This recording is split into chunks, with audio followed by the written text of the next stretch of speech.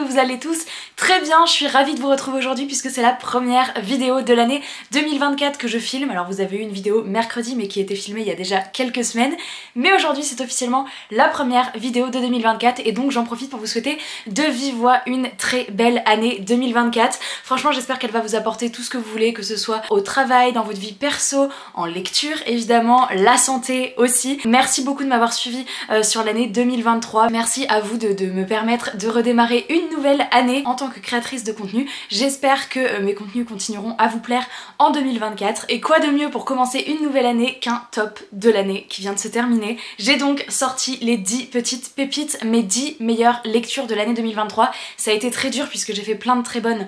découvertes, mais en sélectionner que 10, ça a été dur et même je me suis un peu pété le cerveau parce que j'ai essayé de les classer de la 10e à la première. On va commencer avec la 10e position. J'attends évidemment en commentaire vos meilleures lectures, vos gros coups de cœur de cette année. Je suis trop excitée à l'idée de filmer. Franchement j'ai filmé mes dernières vidéos il y a genre 3 semaines, donc là m'y remettre ça fait longtemps. Genre ma petite caméra m'avait manqué, vous m'aviez manqué. En 10e position, et c'est un livre dont je ne vous ai pas encore parlé puisque c'est ma dernière lecture de l'année 2023, donc on peut dire que j'ai clôturé l'année en beauté et j'avais pas le moindre doute puisqu'il s'agit de mon auteur favori. J'ai lu Les Extraordinaires de TJ Klune, publié chez les éditions de Sanctus, et il a tout à fait sa place dans mes 10 meilleures lectures de l'année. TJ Klune c'est vraiment le seul qui va me faire lire un genre totalement différent de ce que je lis habituellement, mais où je sais que ça va me plaire, je sais que je vais adorer ses personnages, je vais rire, je vais pleurer et je vais kiffer mon moment, et ça n'a pas manqué avec ce livre là. Alors on est dans un livre qui est pas du tout dans le même registre que ces autres livres que j'avais lus avant. On va suivre Nick qui est un jeune garçon qui est complètement fan des super-héros, et il y a notamment 2 super-héros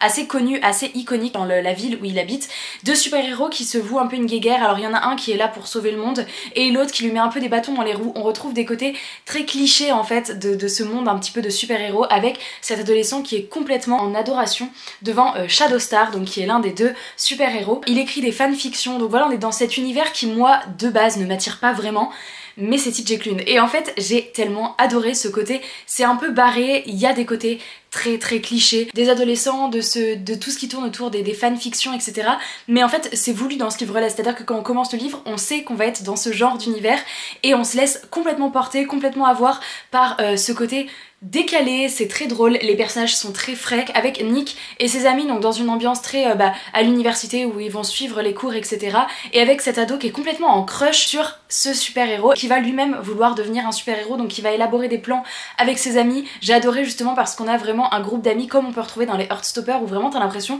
que c'est le groupe d'amis que tout le monde rêverait d'avoir. Ils le suivent dans ses délires, ils n'hésitent pas à lui dire des fois là en mode c'est complètement débile ce que tu fais, mais ils seront quand même toujours là pour lui. Évidemment énormément de représentation, j'ai vraiment adoré, c'est encore une fois une grosse réussite pour moi, il a su m'embarquer du début à la fin. C'était un peu what the fuck à certains moments, même si ça fait des fois très téléphoné. Bah en fait t'es à fond dedans parce que genre juste les personnages t'embarquent, donc c'est un peu plus décalé, un peu plus loufoque que ces autres livres, peut-être avec des thématiques un peu moins profondes et un peu moins dures que comme j'ai pu avoir l'habitude de lire dans ces autres livres, mais ça fait du bien, c'est frais, c'est un truc qui va donner le sourire. Et ce que j'aime aussi énormément, c'est que le personnage de Nick est TDAH, c'est trouble déficit de l'attention avec hyperactivité, et du coup bah c'est super, on n'a pas l'habitude de voir un personnage hyperactif, enfin TDAH, et il y a tellement de moments où j'ai pu m'identifier à Nick, c'était un truc de fou. Donc voilà, une trop bonne lecture qui se classe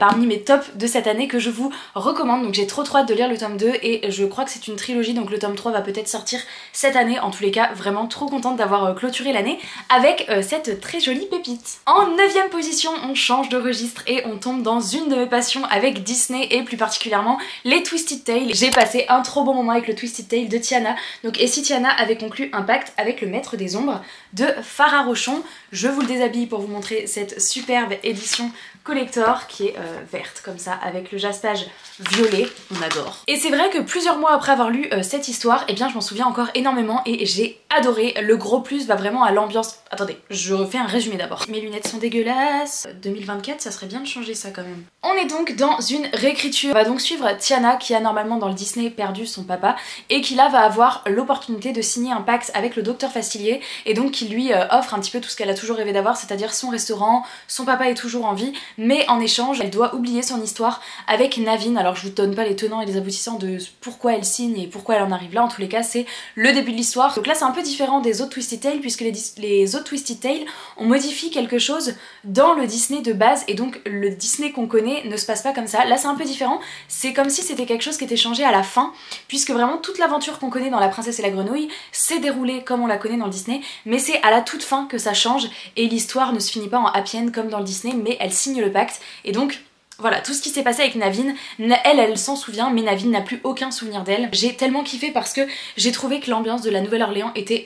merveilleusement bien retranscrite. J'ai adoré me retrouver dans tout cet univers du Disney qui a une ambiance très particulière, retourner dans le bayou, retrouver les personnages comme Louis l'alligator. Je me suis vraiment sentie à fond dans le Disney, j'ai retrouvé la même ambiance que j'aimais trop et j'ai trouvé que cette dimension justement plus magie noire avec Tiana, qui est un personnage qui se laisse pas du tout marcher sur les pieds, qui est vraiment représentée comme une femme forte, mais qui fait parfois des mauvais choix et c'en est un en effet d'avoir signé un pacte avec le docteur Facilier et j'ai trouvé ça hyper agréable de la suivre parce que c'est pas le genre de personnage que t'as secoué en mode pourquoi t'as fait ça, enfin c'est cohérent ce qu'elle fait et pour autant elle se retrouve dans une galère noire et j'ai trouvé que la romance du coup avec Naveen, puisqu'on s'en doute hein, ça va être aussi, ça reste une romance et ça reste le comment Naveen va pouvoir se souvenir d'elle, j'ai trouvé ça très bien fait, j'ai trouvé ça très cohérent, c'est un tout, j'ai adoré l'ambiance, j'ai beaucoup aimé l'intrigue, il y a eu des moments quand même très tristes sur la fin notamment qui m'ont beaucoup touchée et j'ai trouvé que c'était un super roman, une superbe réécriture et actuellement c'est peut-être l'un des meilleurs Twisted Tales que j'ai lu et du coup si le Disney de La Princesse et la Grenouille vous plaît ou si vous avez envie de plonger dans l'ambiance de la Nouvelle-Orléans, franchement n'hésitez pas à tenter ce Twisted Tale, il est trop cool. On remonte un petit peu dans le classement avec une lecture dont je vous ai parlé il y a peut-être pas si longtemps que ça, je l'ai lu en septembre, un truc comme ça. Il s'agit de The Prison Healer, la guérisseuse de Zalindov, donc c'est le tome 1, j'ai depuis le tome 2 dans ma palle. Qu'est-ce que c'était bien! En fait, dans une prison, et on va suivre plus particulièrement un personnage qui est devenue la guérisseuse de la prison. Alors à la base elle s'est fait enfermer comme tous les autres détenus, mais au fur et à mesure des années elle est devenue la guérisseuse. Elle est un peu plus privilégiée que les autres, c'est-à-dire qu'elle dort à l'écart, elle est un peu plus privilégiée, ce qui crée notamment beaucoup de jalousie parmi les autres détenus et notamment elle doit souvent soigner les nouveaux détenus qui arrivent puisque le chemin pour arriver à la prison quand vous êtes incarcéré il est apparemment horrible, il y a beaucoup de détenus qui n'arrivent pas jusqu'à la prison, qui meurent en chemin tellement c'est des conditions absolument complètement insalubres et donc quand les détenus arrivent encore en vie il y a beaucoup de boulot pour elles parce qu'ils sont en général dans un piteux état. Depuis des années qu'elle est dans la prison, elle reçoit régulièrement des messages codés qu'elle peut déchiffrer. Ça fait des années qu'on lui dit sur ses petits papiers « nous arrivons »,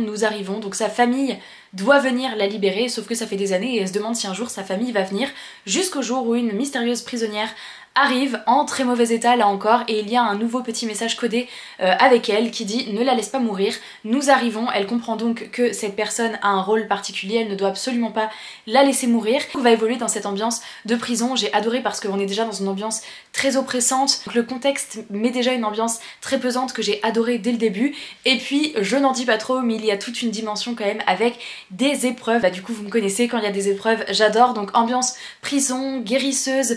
plus ces épreuves, plus les personnages que j'ai trop aimé. Je trouve qu'il y a des personnages qui ont vraiment une très belle évolution, il y a des alliances, j'ai trouvé ça vraiment très bien fait, j'ai vraiment adoré l'intrigue et j'ai passé un tellement bon moment et la fin. J'avoue, je l'avais pas vu venir. Si vous l'avez vu venir, bravo à vous. Moi, je l'avais pas du tout vu venir. J'étais en mode... J'ai fermé le livre. Tristan me guettait depuis quelques minutes. Et quand j'ai fermé, j'étais en mode... Il a dit, j'attendais que t'arrives là pour voir ta tête. Donc vraiment c'était trop cool, j'ai adoré, une trop bonne découverte de cette année et je me languis de lire le tome 2 parce que j'espère passer un aussi bon moment que ce tome 1. Une autre de mes très bonnes lectures de cette année, La Société très secrète des sorcières extraordinaires de Sangu Mandana, publié chez les éditions Lumen. J'avais organisé une lecture commune autour de ces titres, je vous avais dit que j'avais adoré et en effet ça a été un de mes coups de cœur de cette année. J'ai adoré et c'est vraiment le genre d'ambiance dans laquelle j'avais envie de me retrouver. On va suivre une jeune fille qui est youtubeuse mais qui est également une sorcière et évidemment il faut que ça reste secret. Une fois par an, elles se rencontrent toutes les sorcières entre elles pour faire un petit point sur ce qui s'est passé dans l'année, etc. S'il y a des problèmes, etc. Parler magie un petit peu. Puis elles retournent chacune à leur vie et donc elle, sa vie c'est d'être youtubeuse et un jour elle va être contactée, quelqu'un qui va la contacter via sa chaîne et qui va dire bah on a un job un petit peu particulier pour toi. Elle doit payer ses fins de mois évidemment comme tout le monde et c'est un peu la galère, donc elle va se présenter à ce poste sans trop en savoir et elle va se rendre compte qu'elle va arriver dans une famille où il y a besoin d'une tutrice pour deux jeunes sorcières qui n'arrivent pas à gérer leur magie et elle va baigner du coup dans cette ambiance de magie et nous avec évidemment puisqu'elle va devoir enseigner la magie et un petit peu gérer ces deux gamines qui ne savent pas trop quoi faire de leur pouvoir et c'est vraiment tout ce que j'avais envie de lire. on est dans un trop bon cozy fantasy. Alors il y a eu globalement de très très bons avis à cette lecture commune quand on l'a fait et on était tous d'avis de dire que c'était parfait avec un plaid, une bougie, à l'automne, lecture parfaite si vous aviez envie d'une histoire vraiment doudou avec de la magie, une romance en arrière-plan, avec plein de bons sentiments à la vibes un petit peu la maison au milieu de la mer cyrillienne. Et je sais que ce qui a été reproché pour ceux qui n'ont pas forcément adoré à 100%, et je l'entends totalement, c'est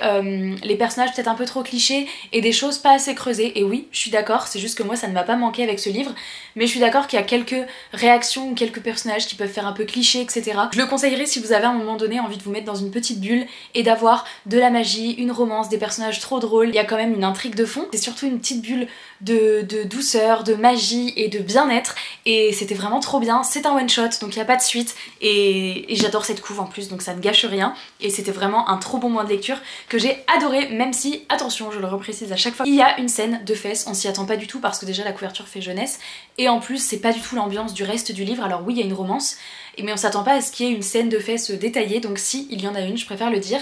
Maintenant, elle est faite totalement de manière respectueuse, c'est pour ça que ça m'a pas dérangé outre mesure, c'est juste que je trouve que ça avait pas sa place dans ce livre-là, parce que c'est pas le reste de l'ambiance du livre, et surtout que ça m'a surprise, je m'attendais pas à trouver une scène comme ça, mais c'est pour ça qu'en librairie il est censé être étiqueté en 15 ans et plus, donc voilà, je le précise, mais franchement, si vous êtes dans la vibe pour ce genre de livre, foncez, et j'ai passé un trop moment de lecture. Et on arrive à la 6ème avec le premier roman jeunesse de toute cette pile, même si on aura un autre un peu plus haut dans le classement, mais en tous les cas en 6ème position j'ai mis Sentinelle du Royaume Sauvage de Alexandra Ott, publié chez les éditions Seuil, parce que j'ai adoré et ça a été un coup de cœur jeunesse de cette année, et je comprends pas pourquoi on n'en parle pas plus. Si vous aimez la jeunesse, foncez sur, j'allais dire sur cette saga, j'ai pas encore lu le tome 2, mais ce tome 1 c'était une telle pépite, une telle réussite, et qui a regroupé vraiment tout ce que j'adore en fantasy jeunesse, et du coup je vous la conseille à 100%. On va suivre Bryn qui a 12 ans et qui rêve de devenir sentinelle, et sentinelle c'est quoi? C'est un poste qui est réservé aux hommes malheureusement,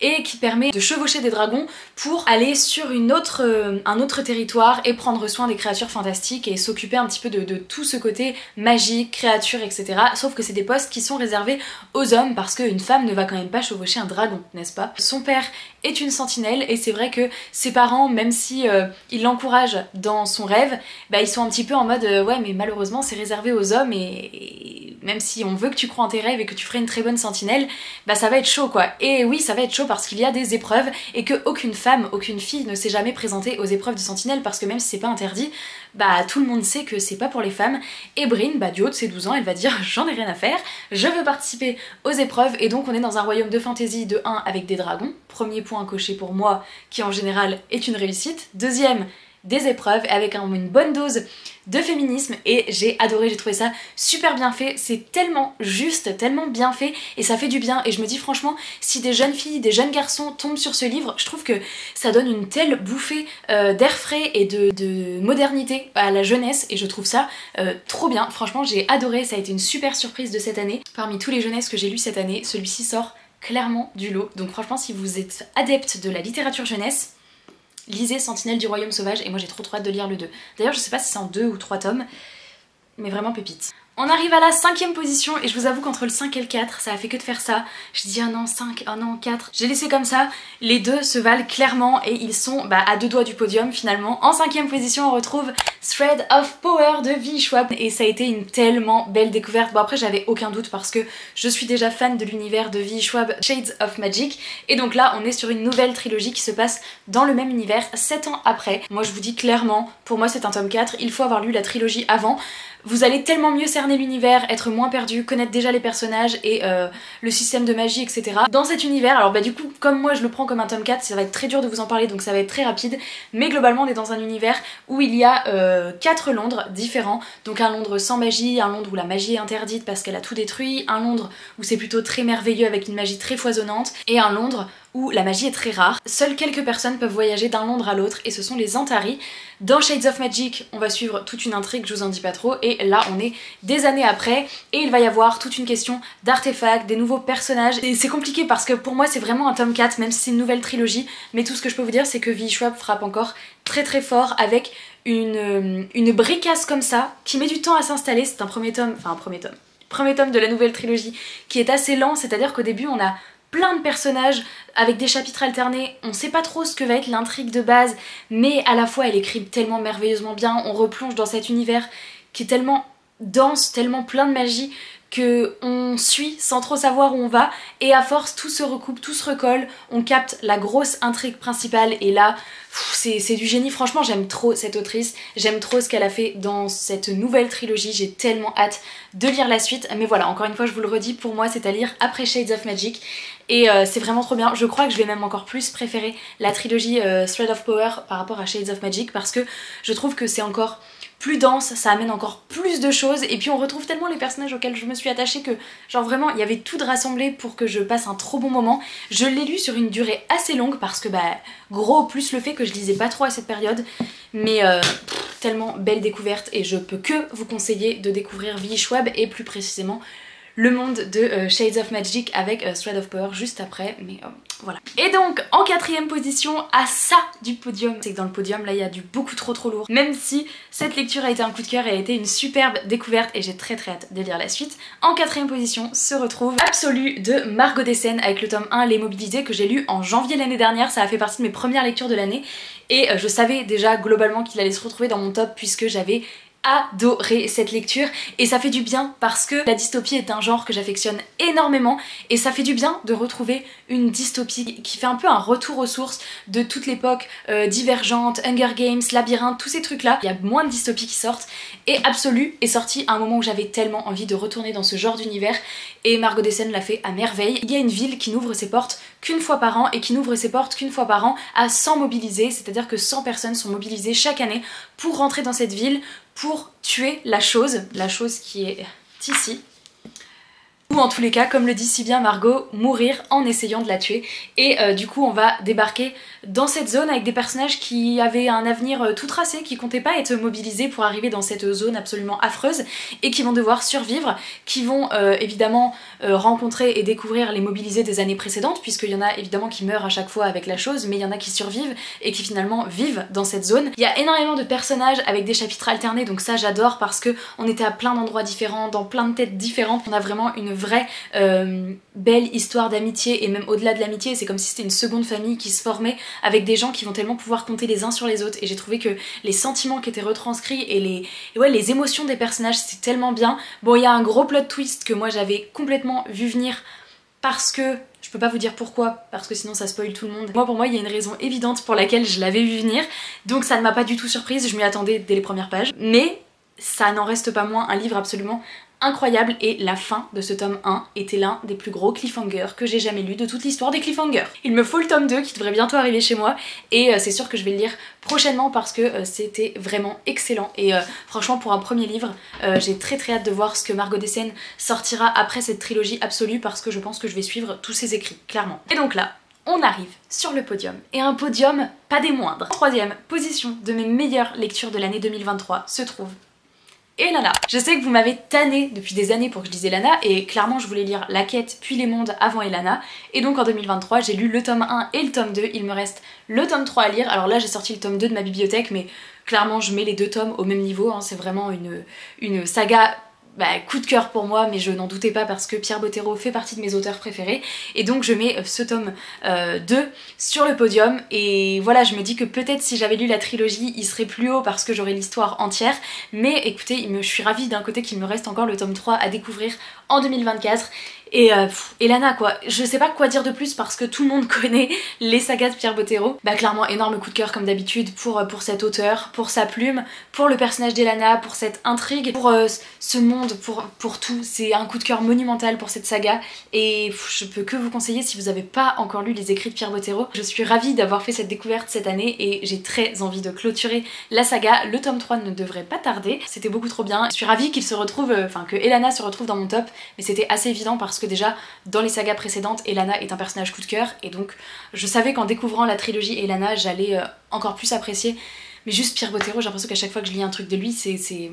ça tape ici quoi, donc c'était évident. Trop contente qu'il me reste le tome 3 par contre, je suis contente de me dire qu'il y a un petit bout de la saga que je connais pas encore et que je vais pouvoir découvrir. Et donc il s'est battu corps et âme avec une autre saga que j'ai découvert en début d'année 2023, saga qui a été une saga coup de cœur jeunesse qui s'inscrit officiellement dans mes sagas préférées jeunesse de tous les temps, qui pour moi est à recommander pour les plus jeunes et les moins jeunes et qui a vraiment énormément de notions hyper importantes en jeunesse et qui regroupe tout ce que j'adore. J'ai d'ailleurs lu les 3 tomes assez rapprochés et donc j'ai clôturé très rapidement en 2023 la trilogie Aurora de Vashti Hardy, publiée chez les éditions Ozu.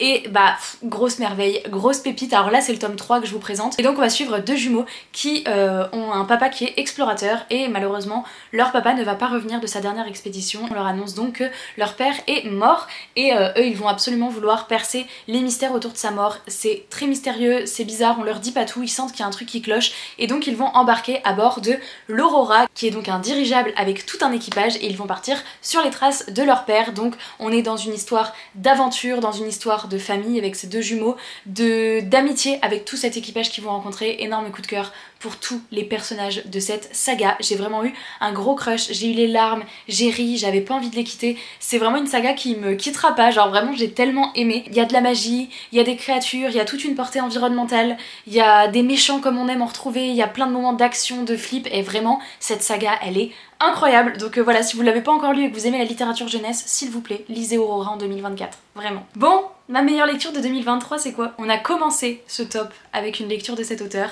et on finit le top avec une lecture de cet auteur et j'ai nommé Sous la porte qui chuchote de TJ Klune. Sous la porte qui chuchote n'a donc pas été détrôné cette année, je crois que je l'ai lu à peu près au mois de mars et je me doutais évidemment qu'il serait dans mes meilleures lectures de l'année 2023. Alors j'ai eu énormément de très bonnes lectures et là ceux qui sont sur le podium franchement c'est kiff kiff bourricot, mais vraiment Sous la porte qui chuchote prend très bien la relève de La maison au milieu de la mer Ceruléenne et les deux ont totalement leur place dans cette petite case coup de cœur parce que ça a été une lecture absolument incroyable qui m'a marquée, que j'ai adoré et qui se classe parmi mes livres préférés de tous les temps aux côtés de cette merveille. On va donc suivre dans ce livre Wallace qui n'est pas vraiment apprécié et qui au tout début du livre va mourir, il va faire une crise cardiaque je crois, il va assister lui-même à son propre enterrement en tant que fantôme et il va se rendre compte qu'il n'y a pas grand monde, il était pas très apprécié de son vivant et puis il va être emmené dans un endroit, dans un petit salon de thé où on va clairement lui expliquer que c'est un endroit, un entre-deux entre la vie et la mort et qu'il a peut-être des choses encore à accomplir avant de passer définitivement sous la porte qui chuchote. Wallace au début est un personnage assez antipathique à suivre, on n'est pas très attaché à lui et c'est une histoire un peu comme La maison au milieu de la mer Ceruléenne, c'est une histoire très tranche de vie, très pleine de bons sentiments, donc qui aborde évidemment le deuil et d'autres notions assez dures comme celle-ci, donc la thématique du livre prend déjà pas mal aux tripes. Et comme d'habitude avec TJ Klune, ce qui m'a particulièrement emportée dans ce livre, ce sont les personnages que j'avais absolument pas envie de quitter. On peut retrouver certains aspects clichés chez certains, mais en fait le tout fonctionne, c'est tellement des personnages hauts en couleur, tellement attachants, en fait on les voudrait en vrai, j'aurais voulu qu'ils se matérialisent et j'aurais envie de faire un câlin à tout le monde. On est bien en fait dans ces univers et pourtant c'est une thématique qui est dure à lire, que j'ai lu en plus à une période en 2023 qui a plus ou moins coïncidé avec la perte d'un animal et ce livre a fait écho à plein de niveaux différents et je l'ai d'ailleurs recommandé après à plusieurs personnes qui ont perdu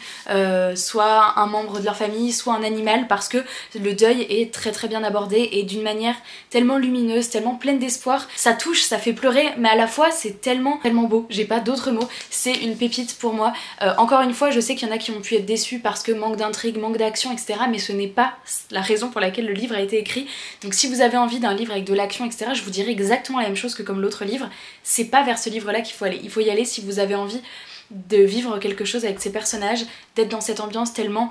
bienveillante, tellement positive, tellement dure aussi de par la thématique mais dont on ressort pas indemne et c'est vraiment une lecture absolument incroyable et voilà, je suis trop contente de l'avoir lu l'année dernière et de pouvoir vous la présenter dans mes meilleures lectures parce que elle a clairement sa place sur la première marche du podium. J'aime trop cet auteur et en plus enfin voilà ça confirme qu'à chaque fois que je lis un livre de lui ben c'est une réussite donc voilà, Sous la porte qui chuchote, je pense que La maison au milieu de la mer Ceruléenne reste un tout petit peu au-dessus pour moi, ça reste vraiment mon livre préféré, mais celui-ci se classe juste après. Et voilà! Franchement, que de belles lectures, je regarde cette pile et je me dis ouais, ça représente à merveille mon année 2023 et je suis ravie de ces belles lectures que j'ai pu faire. J'attends en commentaire vos plus belles lectures à vous, vos plus belles lectures de l'année, vos plus beaux coups de cœur. J'espère sincèrement que cette vidéo vous aura plu, je vous souhaite de très belles lectures, je vous fais plein de gros bisous et je vous dis à très bientôt dans une prochaine vidéo. Ciao!